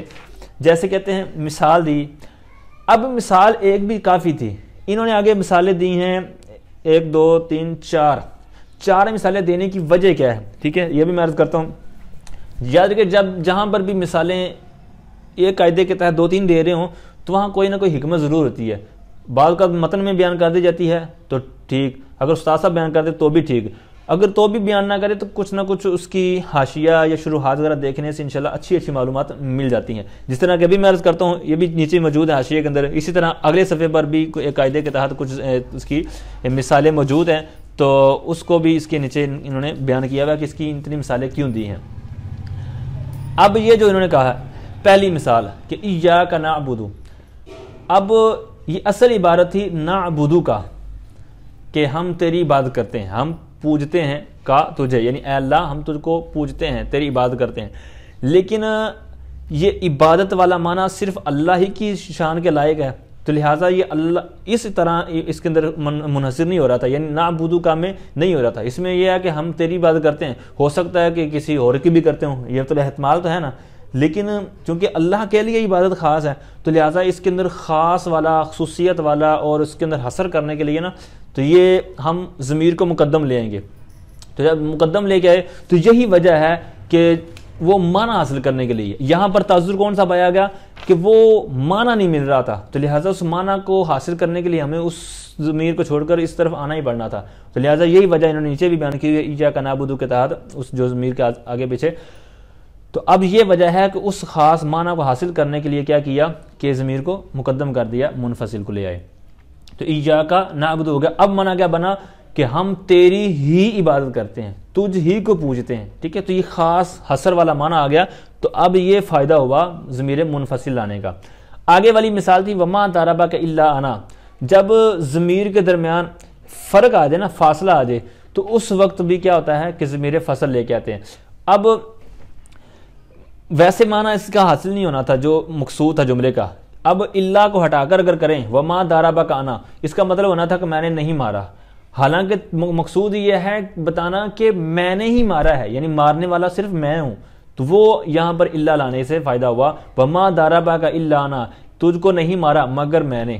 ٹھیک ہے, تو اب حالانکہ اگر اللہ کو ہٹا کر ساتھ میں اگر لے آئیں ضمیر کو تو پھر وہ معنی حاصل نہیں ہونا تھا جو کہ مقصود ہے. لہذا جو غرض تھی, جو مقصود تھا, تو اس کی وجہ سے اس طرح ہمیں کرنا پڑا ضمیر منفصل کے ساتھ. تیسری صورت انا زیدن, یہ مثال کس کی ہے؟ اوپر والی تو تھی نا فاصلے والی. اب یہ مثال ہے اس کی کہ جب ضمیر منفصل ہے وہ اس کا عامل مانوی ہو, چونکہ یہاں پر انا ضمیر مبتدا بن رہی ہے اور آپ کو پتہ ہے مبتدا خبر کا جو عامل ہوتا ہے یہ مانوی ہوتا ہے, لفظی نہیں ہوتا. ٹھیک ہے, تو اب یہاں پر ضمیر مبتدا بن رہی ہے اور اس کا عامل مانوی ہے, تو جہاں پر ضمیر اس کا عامل مانوی ہو تو وہاں پر بھی کیا ہوگا, ضمیر منفصل لے کر آئیں گے. آگے جو مثال ہے ما انتا الا قائمن, اب یہاں پر یہ کس کی مثال ہے؟ تو منفصل والی, لیکن یہ کس صورت کے تحت یہ مثال ہم بیان کر سکتے ہیں کہ یہ کس قاعدے کے تحت مصنف مثال دے رہے ہیں؟ جس طرح کہ اوپر میں نے تینوں کی وضاحت کر دی تو اس کا بھی انہوں نے نیچے بیان کیا ہوا ہے, لیکن نمبر 3 اور 4 جو مثال ہے نا انہوں نے نیچے ترتیب ہٹ کر دی ہوئی ہے, یعنی 3 کو بعد میں اور 4 کو پہلے بیان کیا ہوا ہے. تو اب یہ مثال ہے کہ حرف جب ضمیر کے ساتھ داخل ہو جائے. اب سمپل سے پہلی بات یہ ذہن میں رکھیں کہ جو ضمیر مرفوع ہوتی ہے نا متصل, یہ حرف کے ساتھ اٹیچ نہیں ہوتی. ضمیر حرف کے ساتھ اٹیچ نہیں ہوتی, وگرنہ دیگر جو چیزیں ہیں ضمیر منصوب ہے یا مجرور ہے یہ ہو جاتی ہے. جیسے انک قائمون, یہ حرف کے ساتھ اٹیچ ہے. اسی طرح لی, لنا, ٹھیک ہے, نیچے مثالیں دی ہوئی ہیں کتابوں کا, لکا, انہ کا. ٹھیک ہے, تو یہ جو ضمیریں ہیں منصوب اور مجرور یہ حرف کے ساتھ اٹیچ ہو جاتی ہیں, لیکن جو ضمیر مرفوع ہے تو یہ ضمیر اس کے ساتھ حرف کے ساتھ اٹیچ نہیں ہوتی. تو لہٰذا ضمیر مرفوع متصل حرف کے ساتھ متصل نہیں ہوتی, تو لہٰذا پھر چونکہ یہاں پر حرف آ گیا ہے تو لہٰذا بیسیکلی ہمیں اس قاعدے کے مطابق منفصل لانا پڑے گا, جس کی وجہ سے ہم نے یہاں پر ضمیر مرفوع منفصل لے کے آئے. ٹھیک ہے, امید کرتا ہوں یہ بھی بات آپ کو سمجھ آ گئی ہوگی کہ یہ کس وجہ سے لے کے آئے. تو لہٰذا یہ ماں جو کہ اسی طور پر آ گیا تو یہاں پر ما انتا الا قائمن ہو گیا. تو یہ جو چار مثالیں ہیں تو ان کی جو میں نے وضاحت کی ہے یہ تقریباً اسی طرح اور اس سے کچھ مزید زیادہ ہی ہے, تو جو نیچے یہاں پر موجود ہے. اچھا, اب دوسری بات یہ بھی ذہن میں رکھیں, یہ بات بھول گیا میں کہ ضمیر منفصل یہ ہوتی ہے تھوڑی سی سکیل. جو ضمیر متصل ہوتی ہے نا یہ ہوتی ہے مختصر بھی ہوتی ہے اور اخف یعنی خفیف بھی ہوتی ہے. تو لہذا بات جتنی آسانی اور مختصر اور جس طرح کہتے ہیں نا خیر الکلام ما قل دل, خیر بہترین کلام وہ ہے جو کم ہو اور مختصر ہو, ٹھیک ہے, پر مغز ہو. تو لہٰذا بہترین اور اولا تو یہی ہے کہ بندہ ضمیر متصل کے ساتھ ہی بات کرے, ضمیر متصل کا استعمال کرے, کیونکہ یہ کیا ہے اس کے اندر اختصار ہے, تخفیف ہے, ٹھیک ہے, یہ ساری چیزیں اس کے اندر. لیکن جب اس سے کام نہیں چل رہا, جس طرح کہتے ہیں نا کہ سیدھی انگلی سے گھی نہ نکل رہا ہو تو ٹیڑھی کر کے مروڑ توڑ کر اس کو نکالنا پڑتا ہے. تو یہی یہاں پر ہم مثال کے طور پر سمجھ لیں کہ جب اس سے کام نہیں چل رہا, یوز تو اس کو ہی کرنا چاہیے تھا ضمیر متصل کو, لیکن جب اس سے نہیں نکلا تو بھائی اس کو کرنا ہی پڑے گا. جس طرح کبھی آپ نے مثالیں سمجھی ہیں کہ ضمیر متصل سے وہ کام نہیں چل رہا تھا تو منفصل کو لے کے آئے. ٹھیک ہے, تو یہ جو ابھی میں نے بات کیا یہ بھی پچھلے صفحہ نمبر 130 کے حاشیے میں کچھ نہ کچھ موجود ہے. آئیے اب اگلا ٹاپک جو آ رہا آگے, جو کہ پہلے ہم پڑھ چکے ہیں, جس طرح میں نے ضمیر حکمی کے بارے میں کہا تھا نا, مرجع حکمی کے بارے میں. یہاں پر میں ترجمہ کرتا ہوں تو کیونکہ وضاحت پہلے میں نے عرض کر دیا. کہتے ہیں وَعْلَمْ أَنَّ لَهُمْ ضَمِيرًا يَقَعُ قَبْلَ جُمْلَةٍ تُفَسِّرُهُ. کہتے ہیں کہ اور تو جان لے کہ ان کے لیے, أَنَّ لَهُمْ یعنی ان کے لیے, کن کے لیے بھائی, نحات کے لیے, چونکہ نحو پڑھ رہے ہیں تو یہاں پر نحویوں کی بات ہی ہوگی. تو لہذا کہتے ہیں کہ اور تو جان لے کہ نحویوں کے لیے, نحات کے لیے ایک ضمیر ہے, ایک ایسی ضمیر ہے جو جملے سے پہلے واقع ہوتی ہے. تفسرہ, اور وہ جملہ اس کی کیا کرتا ہے, تفسیر کرتا ہے, وضاحت کرتا ہے, اس کو بیان کرتا ہے. تو اب اس کا نام کیا ہوگا؟ کہتے ہیں ویسمى ضمیر الشانی, اس کو ضمیر شان کا نام دیا جاتا ہے, اور اس کو ضمیر شان کا نام دیا جاتا ہے یا اس کا نام ضمیر شان رکھا جاتا ہے. وفی المذکری, فی المذکری یہ اس کا تعلق پیچھے والی عبارت کے ساتھ ہوگا, یعنی مذکر کے اندر. وضمیر القصتی, اور ضمیر قصہ نام رکھا جاتا ہے. فی المؤنث, مؤنث کے اندر, یعنی مؤنث کے ساتھ اس کا تعلق ہوگا تو اس کو یہ نام دے دیجیے, مذکر کے ساتھ ہوگا تو اس کو ضمیر شان کا نام دے دیا جائے گا. اب آگے مثالیں آ رہی ہیں, قل هو اللہ احد وانها زینب قائمۃ, اس کی ساری وضاحت آپ کو پہلے میں نے عرض کر دی ہے. سمپل سی ایک میں چیز یہاں بڑھاؤں گا, ایکسٹرا چیزیں کچھ اور آپ پڑھنا چاہیے تو حاشیے میں ضرور نظر دائیے گا, سب کافی ہمارا لمبا ہو چکا ہے, ابھی آگے مزید بات ہونے والی ہے. ایک چیز میں صرف عرض کرتا ہوں کہ اس کو ضمیر شان کا نام کیوں دیتے ہیں؟ تو کہتے ہیں کہ یہ بھی صفحہ 131 پر بھی موجود ہے، کہتے ہیں اس کو ضمیر شان کا نام دیا جاتا ہے اس لیے کہ یہ ضمیر، اس کا دخول اسی وقت جائز ہے کہ جب کسی یہ عظیم الشان کلام میں ہو، یعنی اس سے مراد جس طرح میں نے شروع میں عرض کیا نا کہ اس کی لانے کا مقصد کیا ہوتا ہے؟ ہیبت، تفخیم، شان بیان کرنے کے لیے. تو چونکہ کہتے ہیں اس شان اور عظیم الشان کام کے لیے ہوتا ہے، اس لیے اس کو یہ نام دیا جاتا ہے. کیونکہ کہتے ہیں کہ ہوا زید قائم نہیں کہہ سکتے، ٹھیک ہے، ہاں یہ اس وقت کہہ سکتے ہیں کہ جب اس کا ہوا زید قائم کے اندر کوئی خاص معنی مراد لینا ہو، خاص ایک چیز بیان کرنا مقصود ہو، وگرنہ اگر وہ نہیں ہے تو پھر ایسی چیز نہ ہو تو پھر یہ بیان ضمیر نہیں لے آ سکتے، ٹھیک ہے، کیونکہ اس کا مقصود مین وہی ہے جو میں نے پہلے ڈیٹیل کے ساتھ کچھ عرض کر دیا. آئیے کچھ اس پر میں قرآنی مثالیں آپ کے سامنے رکھتا ہوں. تو سورہ مؤمنون کے اندر ہے اِنَّهُ لَا يُفْلِحُ الْكَافِرُونَ، یہ سورہ مؤمنون 117 میں ہے. اسی طرح سورہ انعام کے اندر سورہ 21 آیت نمبر ہے کہ اِنَّهُ لَا يُفْلِحُ الظَّالِمُونَ. اسی طرح سورہ لقمان کے اندر آیت نمبر 16 میں ہے یا بنی انہا ان تکو مثقال حبۃ من خردل. تو یہاں پر بھی انہا ضمیر موجود ہے، تو یعنی ضمیر قصہ ہے اور اوپر ضمیر شان کی دو میں نے مثالیں عرض کی. اسی طرح بخاری شریف کے ایک حدیث پاک مشہور ہے کہ اتقی دعوت المظلوم فإنہ لیس بینہ وبین اللہ حجاب، کہ مظلوم کی بد دعا سے بچو کیونکہ اس کے اور اللہ کے درمیان کوئی پردہ نہیں ہوتا، یعنی فوراً دعا اس کی بد دعا قبول ہو جاتی ہے. تو یہاں پر فإنہ ضمیر جو ہے یہ ضمیر شان. مسلم شریف کے ایک حدیث پاک ہے، فرمایا انہا ستکون بعدی اثرۃ وامور تنکرونہ. ہاں اب یہاں پر یہ انہا، ٹھیک ہے، ضمیر قصہ ہوگی. پھر اسی طرح مسلم شریف کے ایک اور حدیث پاک ہے انہ قد بلغنی انکم تریدون ان ینتقلوا قرب المسجد. تو اب یہاں پر انہ ضمیر یہ ضمیر شان کے طور پر موجود ہے. اسی طرح اور بہت سی اب آیات قرآن پاک اب انشاءاللہ جس طرح پڑھیں گے نا، مطالعہ کریں گے، قرآن پاک تلاوت وغیرہ کریں گے، تو یہ سبق پڑھنے کے بعد انشاءاللہ آپ کو جگہ بجگہ توجہ جائے گی کہ یہاں پر یہ ضمیر کون سی بن رہی ہے. آگے آئیے ہمارا آخری شاید ٹاپک ہے، کہتے ہیں وَيَدْخُلُ بَيْنَ الْمُبْتَدَإِ وَالْخَبَرِ صِيغَةُ مَرْفُوعٍ مُنْفَصِلٍ مُطَابِقٌ لِلْمُبْتَدَإِ اذا کان الخبر معرفۃ او افعل من کذا. تو فرمایا کہ مبدا اور خبر کے درمیان صیغہ مرفوع منفصل داخل ہوتا ہے جو مبدا کے مطابق ہوتا ہے. اذا کان الخبر، جب خبر معرفہ ہو یا افعل من کذا ہو. افعل من کذا ہو اس کی بات میں عرض کرتا ہوں. کہتے ہیں کہ مبدا اور خبر کے درمیان صیغہ مرفوع منفصل داخل ہوتا ہے جو مبدا کے مطابق ہوتا ہے. اب صیغہ مرفوع منفصل سے ہٹ کر ایک پہلے لفظ بولا جاتا تھا، آپ نے شاید نام سنا ہو، ضمیر فصل. اب یہاں پر انہوں نے صیغہ مرفوع کہا ہے. یہ کیوں کہا ہے یہ بھی میں عرض کرتا ہوں. پہلے اس کی عبارت کا ترجمہ دوبارہ سماعت کریں کہ مبدا اور خبر کے درمیان صیغہ مرفوع منفصل داخل ہوتا ہے جو مبدا کے مطابق ہوتا ہے. مبدا کے مطابق کیوں ہوتا ہے؟ کیونکہ یہ اسی کی طرف لوٹنا ہے، تو لہٰذا وہ مذکر ہوگا تو یہ بھی مذکر، وہ واحد تثنیہ جمع، یہ ساری چیزیں اسی کے مطابق اس کی ہوں گی کیونکہ اس نے لوٹنا بھی اسی کی طرف ہے. اچھا یہ بات ہوگی. پھر آئیں یہ کہ صیغہ مرفوع منفصل کیوں کہا، حالانکہ یہ جو چیزیں آگے بیان ہو رہی ہیں تو یہ ضمیر فصل ہی ہے، تو ضمیر فصل کیوں نہیں کہا، ضمیر یہ صیغہ مرفوع منفصل کہہ رہے ہیں، تو یعنی صیغے کا لفظ کیوں لے کے آئے؟ تو چونکہ مصنف علیہ الرحمہ اس بات کے اندر چونکہ اختلاف تھا، جس طرح کہ نیچے بھی موجود ہے کہ امام خلیل نحوی جو ہیں ان کے نزدیک یہ حرف ہے اور بعض جو دیگر ہیں نحوی حضرات ان کے نزدیک یہ اس میں مبنی ہے. تو اس طرح چونکہ اختلاف تھا تو مصنف نے سوچا کہ ہم ضرور بچوں کو، کیونکہ ابتدائی کتاب ہے تو بچوں کو ضرور گنجل میں ڈالنا ہے، تو لہٰذا انہوں نے پھر سمپل ایک جو چیز بیان کر دی تاکہ دونوں طرف اختلاف میں کوئی شش و پنج میں نہ پڑھنا پڑے، تو لہٰذا انہوں نے صیغہ مرفوع منفصل کہہ دیا. وگرنہ اگر ضمیر فصل بھی کہہ دیں گے تو مذائقہ نہیں ہے، جس طرح کہ آگے آ رہا ہے کہ اس کو ضمیر فصل بھی کہتے ہیں، لیکن انہوں نے یہ نام کیوں ذکر کیا لے کر آئے وہ میں نے عرض کر دیا اختلاف سے بچنے کے لیے. اچھا اب اس کی یہ مبدا اور خبر کے درمیان داخل تو ہوتی ہے یہ ضمیر، لیکن جو کہ مبدا کے مطابق ہوگی. اب کہاں پر ہوگی یہ چیز آپ نے یاد رکھنی ہے.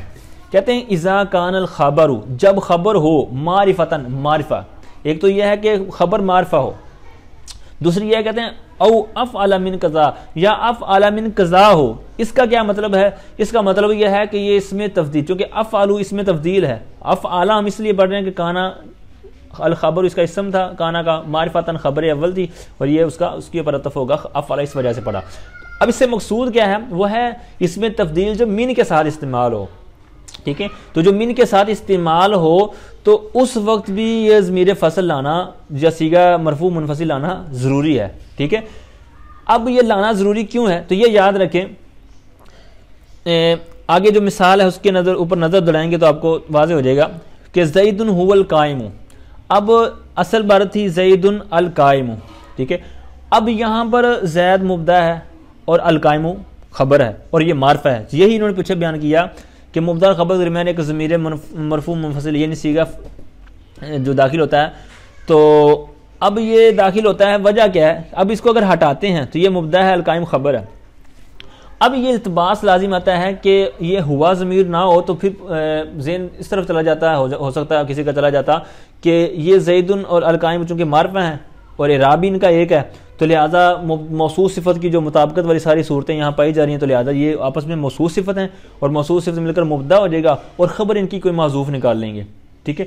تو یہ التباس اس طرف ذہن میں جاتا تھا، تو لہٰذا اس سے بچنے کے لیے درمیان میں لے آئے ضمیر، کیونکہ جو آپس میں موصوف صفت مان رہے ہو نا تو وہ اکٹھے ہونے چاہیے، درمیان میں فاصلہ نہیں ان کا ہوتا، تو یہاں چونکہ فاصلہ آ گیا تو پتہ چلا کہ یہ زید القائم موصوف صفت نہیں بن سکتے کیونکہ درمیان میں فاصلہ آ گیا ہے، تو لہٰذا یہ اس وجہ سے، اس لوجک کی بنا پر، یعنی اس وجہ سے یہ لے کے آتے ہیں کہ التباس، یہ ذہن اس طرح جاتا تھا کہ ہو سکتا ہے کہ یہ موصوف صفت مل کر کوئی چیز مان رہے ہیں اور ان کی کچھ دوسری چیز یعنی جس طرح خبر وغیرہ بنانی ہو تو وہ محذوف ہو، ٹھیک ہے۔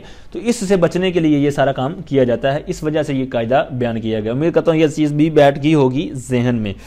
یہ بھی ساری چیزیں نیچے موجود ہیں جو میں نے عرض کی ہے التباس والی صورتیں حاشیہ نمبر 2 کے تحت۔ اب اس کا نام رکھا کیا جاتا ہے؟ کہتے ہیں وہ یسمى فصلاً، اس کو فصل کا نام دیا جاتا ہے، اس کا نام فصل رکھا جاتا ہے یعنی ضمیر فصل۔ اب یسمى پر میں نے قاعدہ بارہا عرض کیا ہوا ہے، اب دوبارہ عرض نہیں کروں گا، یعنی ترکیبی قاعدہ کہ اس کا قاعدہ کیا ہے، پھر کبھی بات کروں گا انشاءاللہ دوبارہ، ابھی سبق لمبا ہو چکا ہے۔ تو اب آگے اس کا حاشیہ نمبر 3 میں بھی کچھ بڑی پیاری بات لکھی ہوئی ہے کہ یہ ضمیر فصل، یہ بصری حضرات جو ہے نا، بصری بھی کہہ سکتے ہیں آپ، ان نحویوں کے نزدیک اس کا نام ہے ضمیر فصل۔ وضاحت وہی ہے، وجہ وہی ہے، فصل یعنی فاصلہ کرنے والی، فرق کرنے والی، کہ یہ بھی چونکہ مبتدا خبر اور موصوف صفت کے اندر فرق کر دیتی ہے کہ یہ کس وجہ سے لے کے آتے ہیں۔ اسی طرح جو نحوی ہیں دوسرے کوفی حضرات، ان کے نزدیک وہ کہتے ہیں یہ ضمیر عماد ہے، یعنی عمود، یہ نام سنا ہوگا آپ، ستون ہونا، تو جس طرح ہم کہتے ہیں گھر کی حفاظت کرتا ہے نا ستون، تو اسی طرح اس ضمیر نے بھی اس کی حفاظت کر دی خبریت سے گرانے سے، یعنی چونکہ جس طرح کہہ رہے تھے نا اوپر کہ بعض کا کسی کا ذہن جاتا ہے کہ زید موصوف القائم صفت یہ آپس میں مل کر مبتدا ہو جانا تھا خبر، تو اب ضمیر نے آ کر بچایا ہے اس کی خبریت سے، ورنہ جس کی خبریت زائل ہو رہی تھی، ٹھیک ہے، اس کی خبریت یعنی القائم کا خبر بننا ختم ہو رہا تھا، تو اس ضمیر نے آ کے اس کی خبر ہونے کو بچایا، تو لہٰذا اس وجہ سے ان کے نزدیک عماد نام رکھا جاتا ہے اور ان کے نزدیک فصل۔ اب اس کی کچھ مثالیں دے رہے ہیں، مثال دینے کی وجہ بھی وہی جس طرح میں نے پہلے عرض کی نا کہ ایک مثال کافی ہوتی ہے کسی قاعدے پر، لیکن زیادہ مثالیں دینے کی کچھ وجہ ہوتی ہے، ٹھیک ہے۔ اچھا یہاں پر یہ بھی ذہن میں رکھیں کہ جو ضمیر ہوتی ہے نا، یہ نہ موصوف بن سکتی ہے نہ صفت بن سکتی ہے، یہ اپنے قاعدہ لکھ لینا ہے ساتھ میں، یا یاد رکھنا ہے کہ ضمیر جو ہوتی ہے نہ موصوف بنتی ہے نہ صفت بنتی ہے۔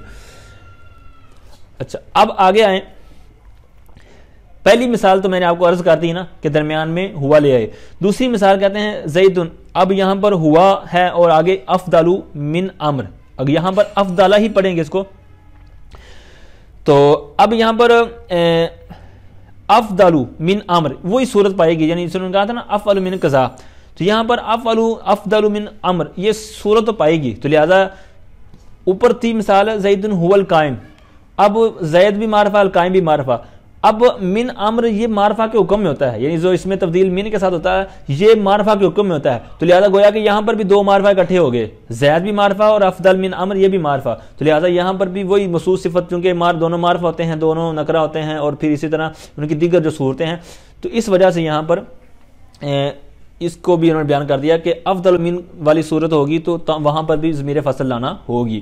اسی طرح اللہ تعالیٰ کا فرمان، اللہ تعالیٰ نے فرمایا کہ کنتا انت الرقیب علیہ، اب یہاں پر الرقیب معرفہ ہے، ٹھیک ہے، اور کانا کا اسم ہے آگے تاضمیر جو ساتھ اٹیچ ہے، اب درمیان میں ضمیر فصل لے کے آئے، ٹھیک ہے، تو یہاں پر بھی اب اب یہاں پر میں کچھ عرض کرتا ہوں کہ یہ بھی انہوں نے حاشیہ نمبر 4 کے اندر بیان کیا ہے.